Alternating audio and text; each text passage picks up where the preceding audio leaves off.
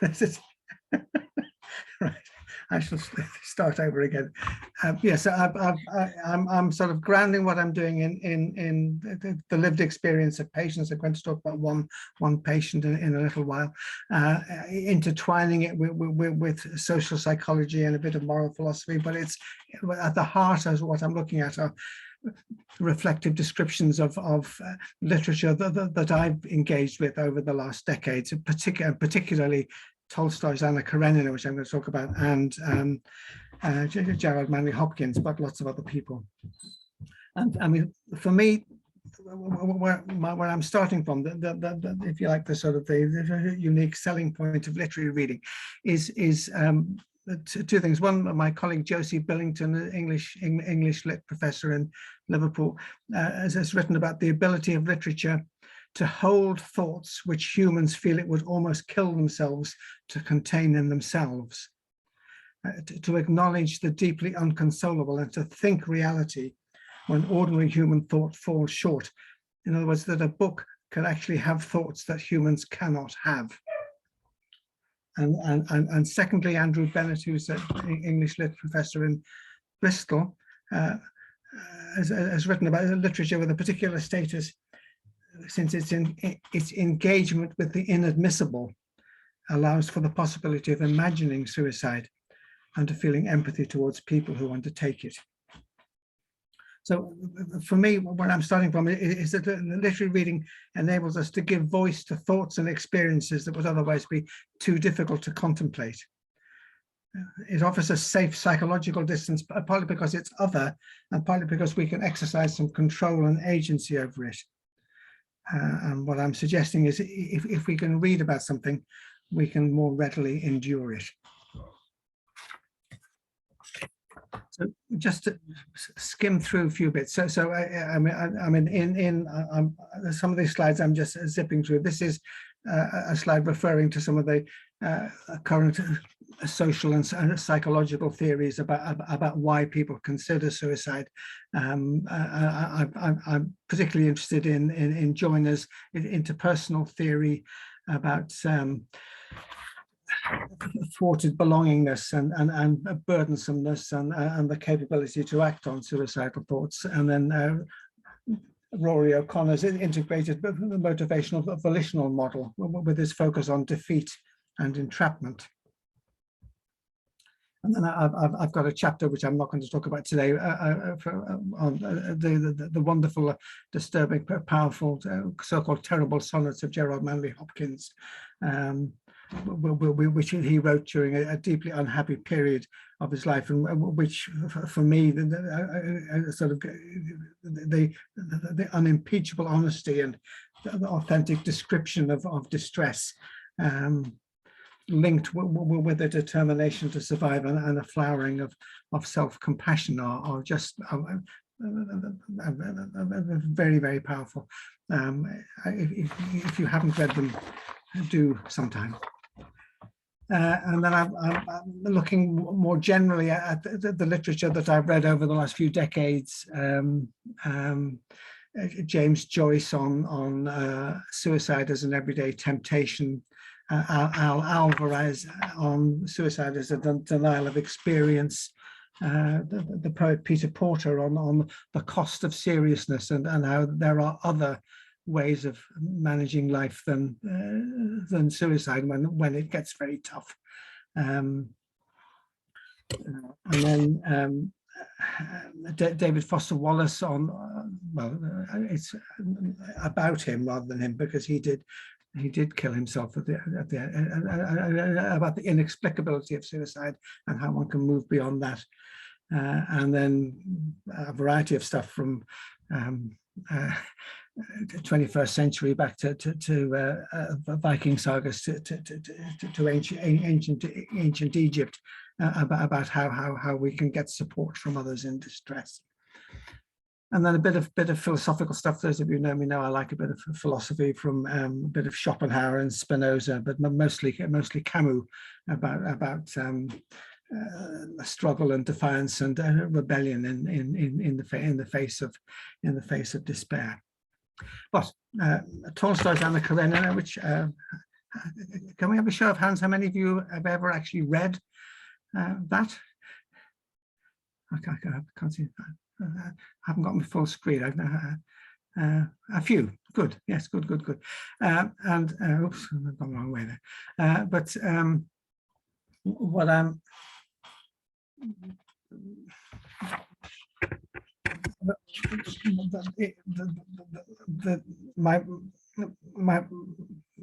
my reading of this amazing book is that actually all four of the main characters in the book are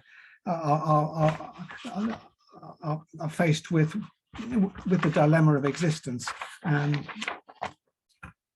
But my focus today is going to be on Anna herself, and in relation to my patient Charlie, and then very briefly sort of contrast with Tolstoy's alter ego Levin.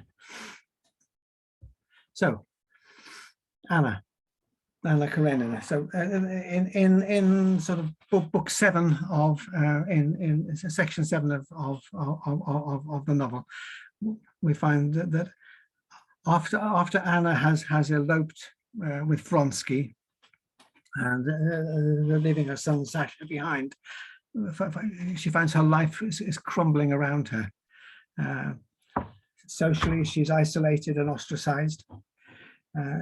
She gets bored, she gets dependent on Vronsky, and then becomes bitter, and the couple argue endlessly, and then she becomes pathologically jealous. She accuses him of multiple affairs and turns to morphine to help her to sleep.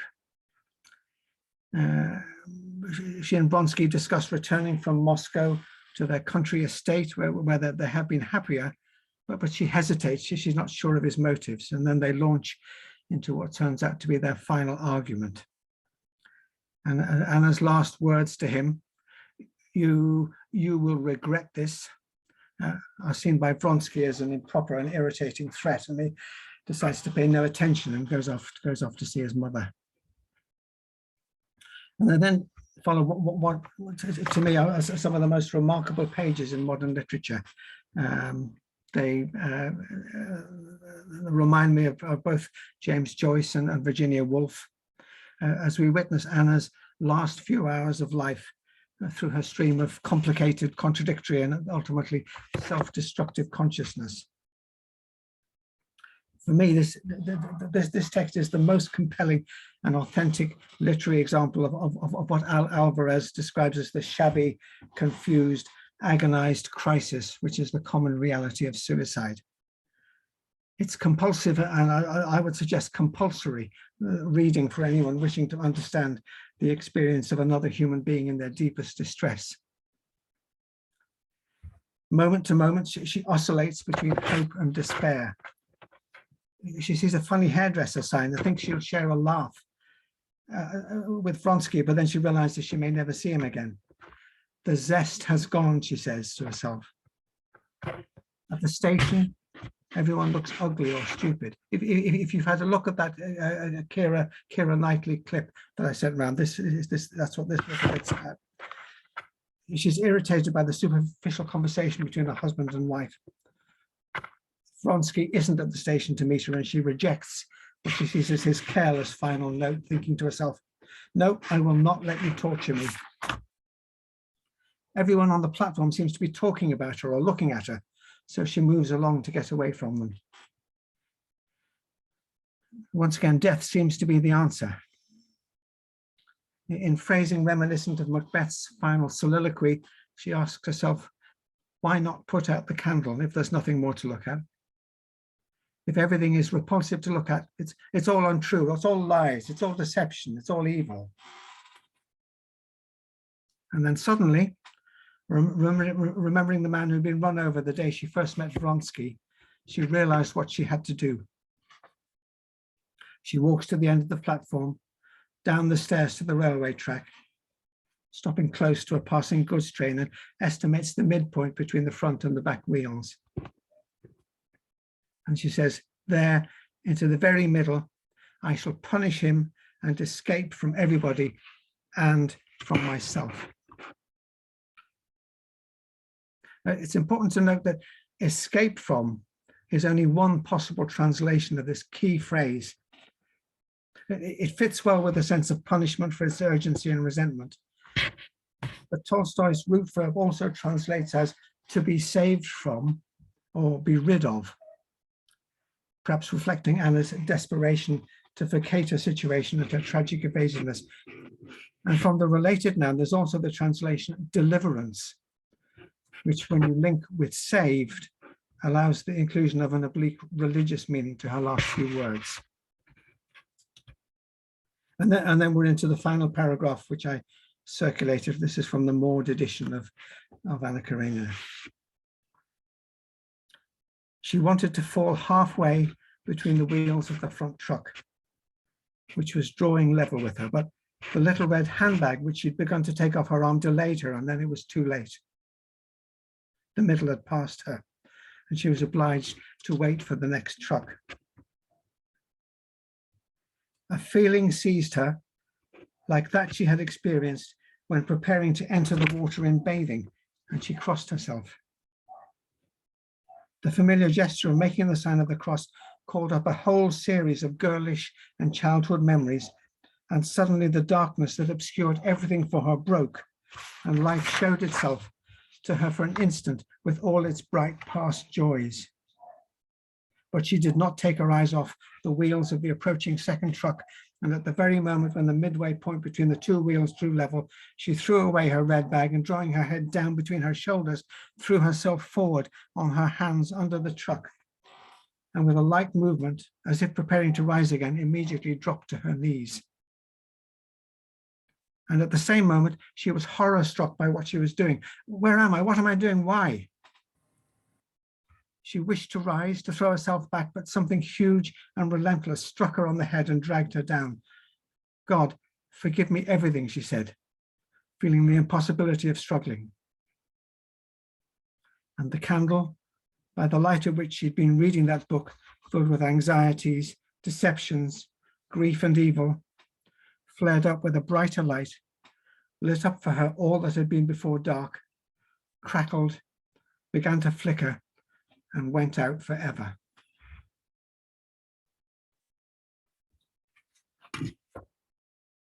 My principal reflection at this point is that Anna's suicide was not inevitable, but it was almost casual. Although the world was closing in on her, although everything and everybody seemed vile, it could have been averted. Just because it did happen, it doesn't follow that it had to happen. There were choices and contingencies right up to the last few seconds of her life.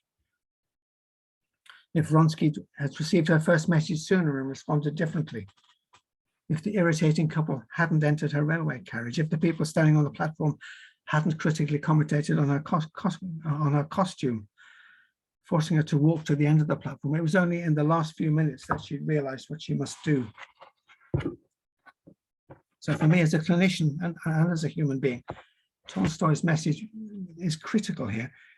Even in the most desperate of circumstances, even when we're convinced that the whole world is against us, until that very last moment when the train actually rolls over us, the possibility of hope remains. And this thought gives me solace when I reflect on the life and death of my patient, Charlie. A long time ago, Charlie used to be the singer in a band, and she felt beautiful then.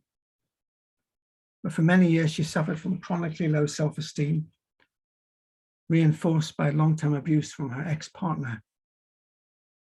She'd recently been diagnosed with breast cancer secondaries in her spine. Her consequent anxiety and depression, self-treated but also exacerbated by alcohol, led her to take several overdoses, and her attempts to start a new life for herself with the support of many good friends were frustrated by forced isolation during the first major lockdown of the COVID-19 pandemic. The fear and loneliness became too much for her.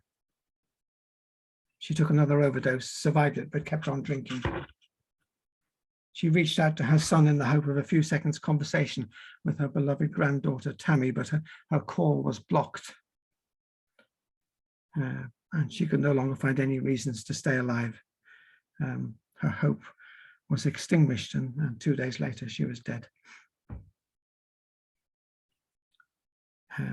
Like Anna, Charlie was at very high risk of suicide. Her belongingness to her life's loves, especially her granddaughter, now seemed to her to be entirely thwarted. She was lonely and disconnected in the absence of any reciprocally caring relationships. She felt defeated, humiliated, and trapped with no possibility of escape or rescue. Her chronically low self-confidence meant she too easily assumed herself to be a burden to the many people who reached out to offer her care and support, and left her with little belief in the possibility of solving her problems. And her previous overdoses had demonstrated her capability for suicide, her ability to tolerate the related fear and pain. She had the strain of being unable to find the coping skills to address the crises engulfing her. She was overwhelmed by the multiple threats to her existence, and there was nowhere other than perhaps the vodka bottle where she felt even momentarily safe. So we might assume, as with Anna, that her tragic end was inevitable, that the constellation of adverse circumstances meant Charlie's death was one way or another imminent. And it's true that the advanced nature of her cancer meant her life would be foreshortened, yet the timing and the manner of her passing could so easily have been different. If the pandemic hadn't forced her into complete isolation, away from the therapeutic comfort of friends, if her son had not refused contact, even a few minutes by Zoom, with her beloved daughter, she might have found the grace to stay alive and to keep her flame of hope alight.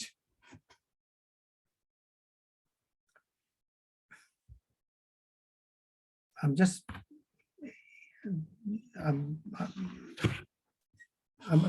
going to mention Levin stroke Tolstoy in contrast, coming back to Anna Karenina, particularly to the last chapters of the final book, book 8.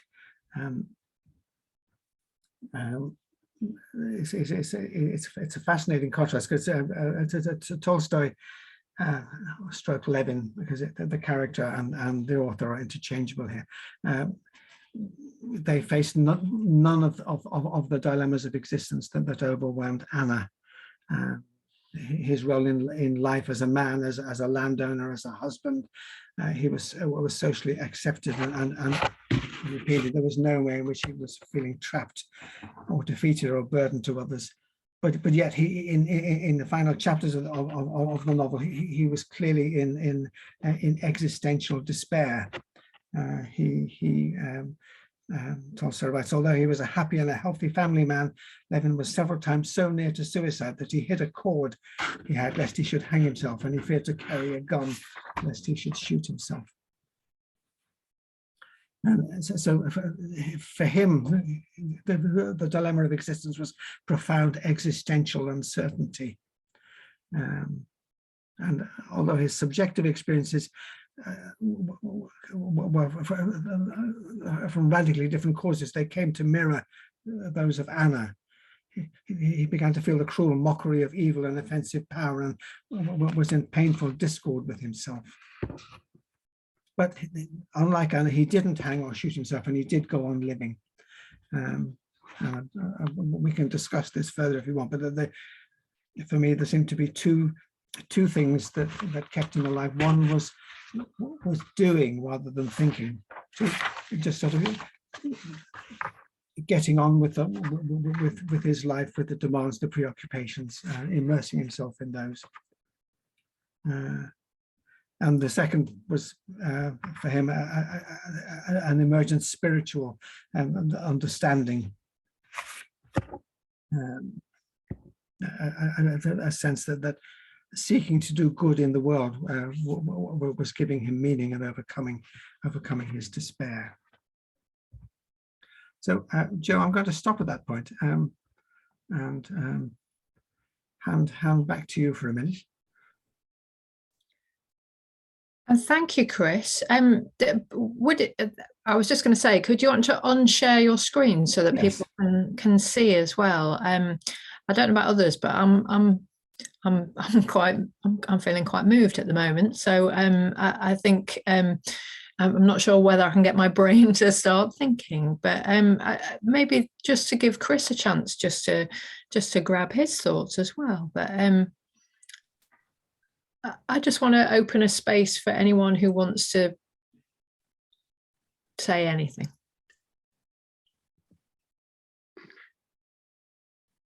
Amanda, go ahead.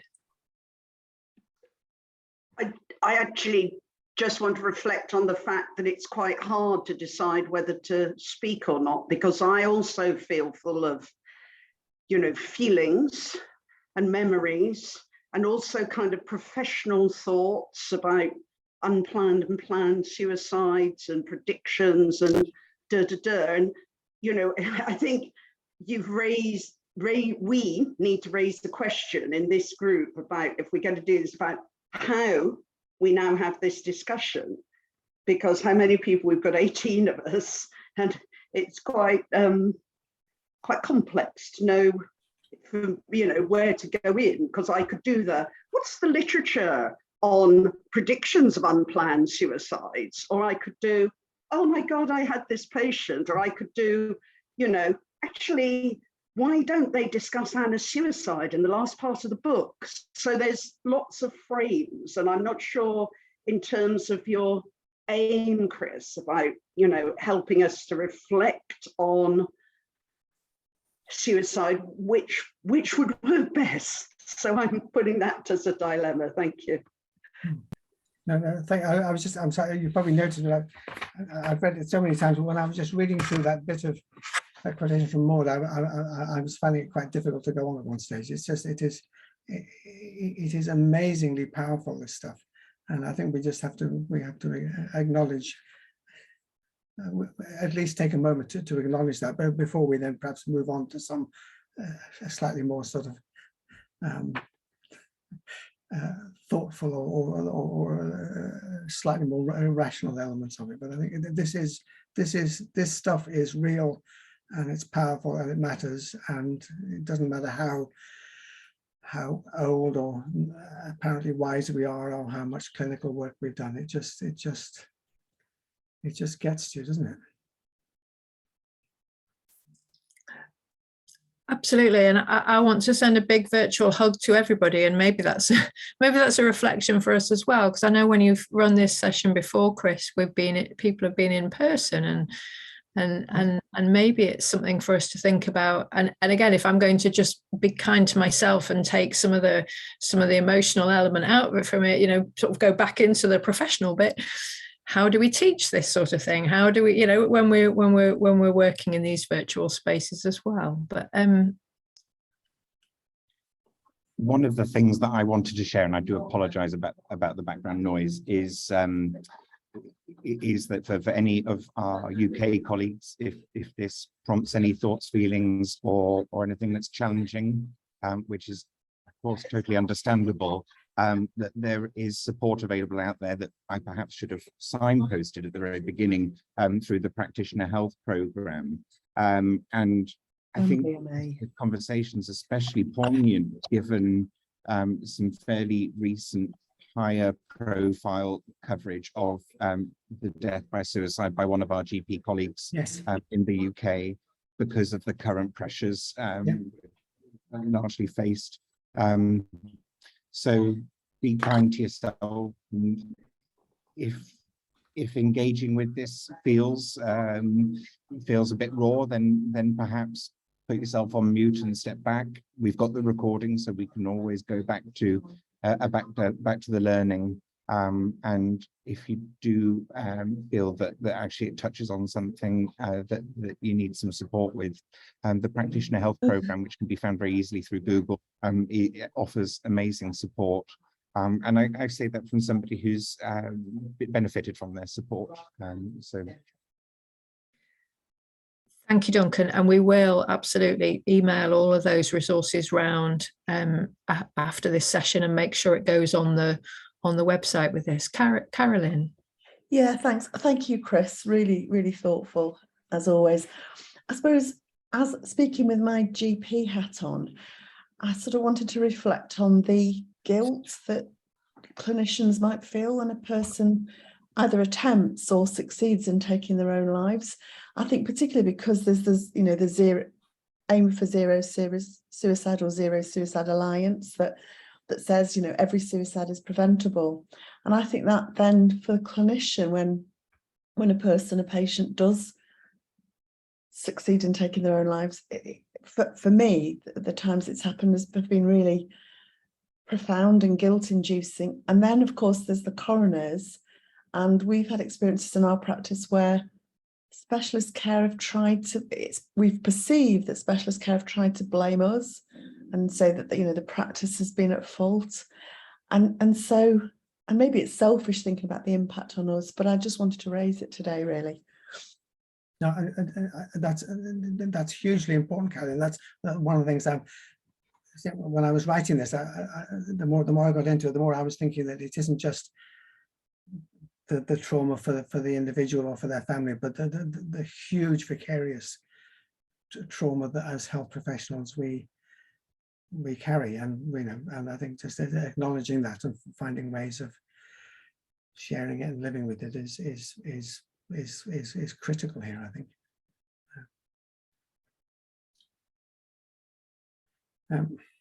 I mean, do you think it's worth addressing some of the, if we've had a little bit of catharsis now, if we can sort of maybe address some of the questions that I was thinking about, and I don't know whether we should do that in smaller groups and come back, or stick with the whole group. What do you think?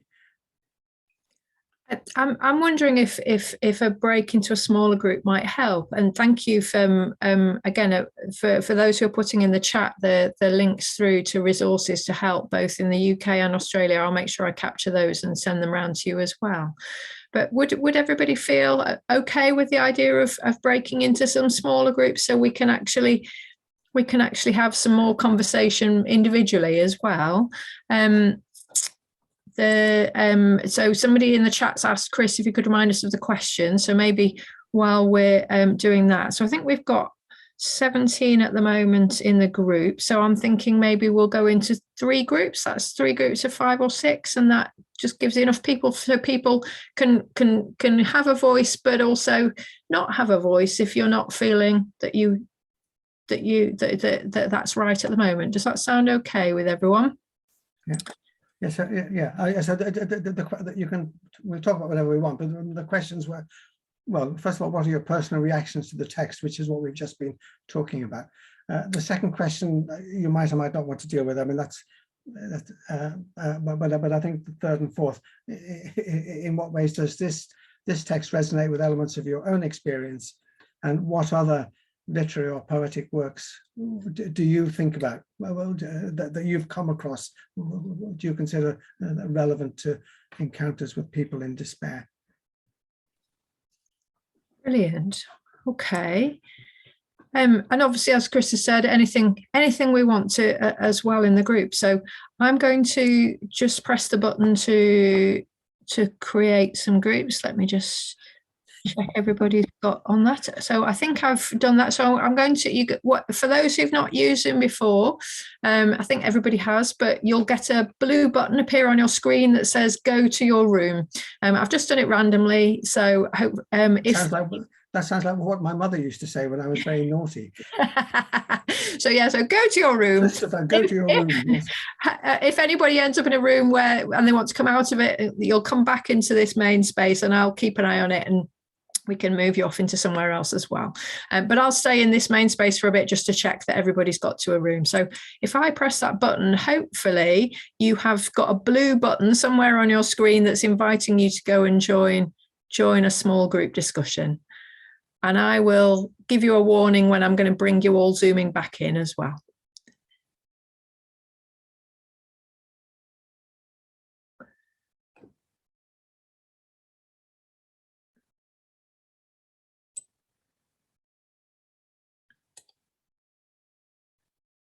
Is your button showing, Phyllis and Duncan? Oh.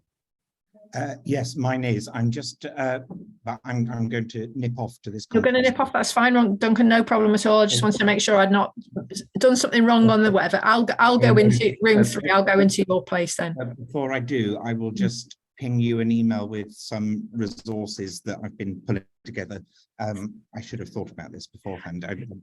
And I should have too. And I think I hadn't anticipated quite how impactful that was going to be. So It's really struck me. I went to go and see a play last night with Julia Stevenson in it, and it was called The Doctor.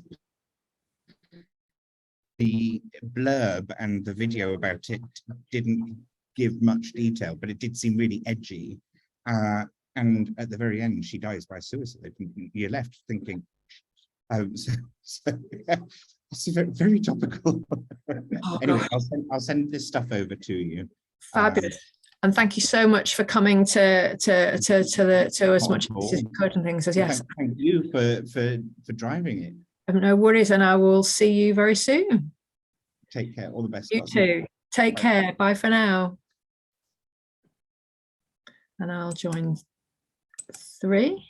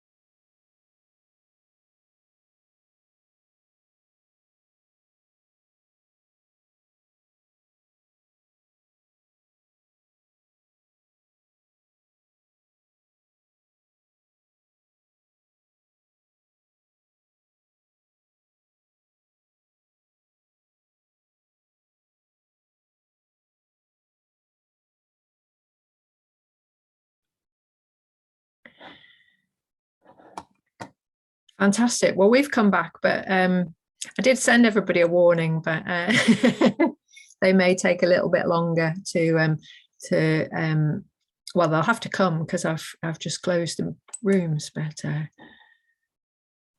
in 37 seconds they'll be back here. So it looks like here we go. This is a bit that I always dread and just think I've kicked someone into some black hole space of whatever. But it looks like I've managed not to get it completely wrong, and we've got everybody back. So thank you all so much. I'm not going to say very much here because I know Chris wants to wrap up, but so that I can leave Chris with the final word, I'm just going to say very quickly thank you to everybody here. These conversations have taken us further than we had anticipated, I think. Yeah. And Chris, Duncan and I are going to work on, first of all, immediately sending out those links and resources to you all, and also our contact details. So if anyone has any issues that have come up from this that they need to contact any of us, then please do. But you've also given us loads to think about the future series as well. So I'm going to shut up from that though, and I'm going to hand over to Chris for our wrap up in this session. Thank you. So I think I'm sharing my screen again. Should just be this is the last slide, wherever it's gone to. Yeah. So just my sort of closing thoughts. Well, but first of all, thank you all so much, both in the big group and then in our little group. I mean, this has gone several light years beyond my wildest expectations. So thank you for that. So I'm just going to read this. So, literary reading enters the confusing and chaotic heart of the suicidal experience in ways that even the profoundest theoretical insights are unable to do. Engaging with Tolstoy or Hopkins or so many others, we're transported to places which are simultaneously real and not real, but the combination of the otherness and the brilliance of the text allows us the space and gives us the courage to acknowledge the deeply inconsolable, to engage with the inadmissible, to hold thoughts and experience emotions which we would otherwise fear it would almost kill us to contain. For those considering suicide, literary reading, I suggest, provides an awareness that we're actually not alone, which can be of great significance given the intense sense of isolation and alienation that, like with Anna, forms part of the suicidal experience. And it also provides opportunities to exercise self-compassion and self-forgiveness. That comes out particularly I think in Hopkins' writing. And it offers alternative scenarios and different solutions to the dilemma of our existence. And then for those of us who are caring for people considering suicide, whether it's family or friends or health professionals, literary reading extends our sense of compassion. It allows us the possibility of imagining suicide and feeling empathy towards individuals who undertake it. And it enables us to overcome that first, sometimes immense hurdle. We were just talking about this in our little group, composed of a combination of egocentricity, uncertainty, confusion, and dread, which can close off compassion and stop us from being healers. And it enables us to turn towards suffering, to become more curious about the person's experience and intentionally become more present and engaged, with the result that we can simply but crucially sit with the person, listen to them, listen to their despair, and bearing witness to suffering, giving the other a sense of being understood and accepted is the first essential step towards hope.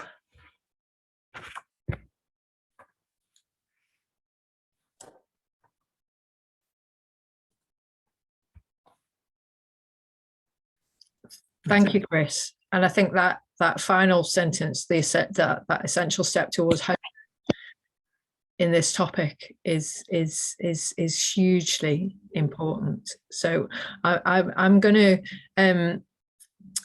to leave us that thought to take away with from this session, because time and everything else, but I'm going to follow on with an email to you all with all of the resources that people have kindly put in the chat and sent, and then just to get, so you've got those immediately, and then we will follow up when we've had some time to reflect as well with what we're all seeing and learning from this, because I'm conscious that you all need to go now.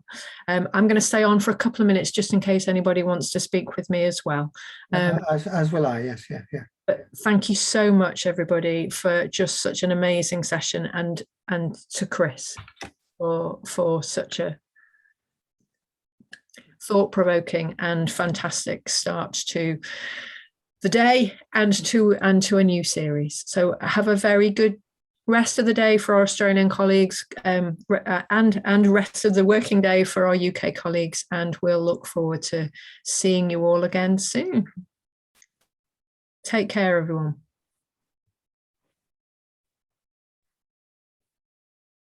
Oh, can I ask a question? Of course. I wondered what the obviously at the start I was thinking about what you thought the relationship between, you know, literary reading and, say, writing about it yourself, and, you know, journaling, because I often talk to patients about journaling. Yeah. Did you have any thoughts about that?